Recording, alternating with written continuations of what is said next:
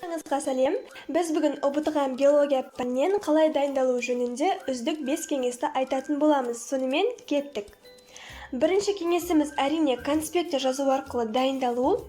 Ақпаратты кітаптан тура сол күйінше көшірмей, өз түсінігіңіз бойынша жазу қажет.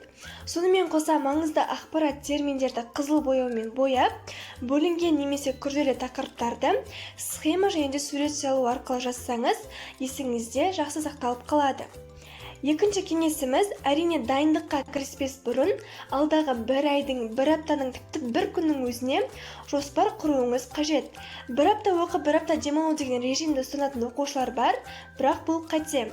Әрине сонымен қоса денсаулығыңызды да ұмытпай, дұрыс тамақтанып, ұйқы режимін бұзып алмауыңыз қажет. Үшінші кеңесіміз біз ол нұсқа талдау арқылы дайындалу, яғни 2017, 18, 19, 20 жылғы кез келген нұсқаны алып дайындала беруіңіз қажет. Бірақ әрине біраз ақпараттарды білгеннен соң ештеңе оқымай жатып нұсқа талдап кету еш нәтиже бермейтінін ұмытпауымыз қажет. Төртінші кеңесіміз бізде тесттегі барлық сұрақтар мектеп материалдарынан алынатын ұмытпауымыз қажет. 6-дан 11-ші сыныпқа дейінгі биология кітаптарын толық оқып шығуымыз қажет, ал бізде 9-ші сынып, ол 10 мен 11-дегі материалдар сол кітапта қысқаша берілген.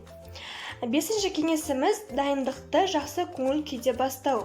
Бір затқа алаңдап көңіл күйіңіз түсетін болса, онда жаңа ақпараттарды қабылдау бізді қиынға соғады. Және де дайындық үстінде гаджет, телефонда алыс ұстауыңыз қажет.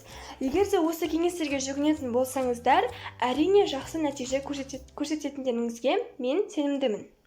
Баршаңызға сәттілік.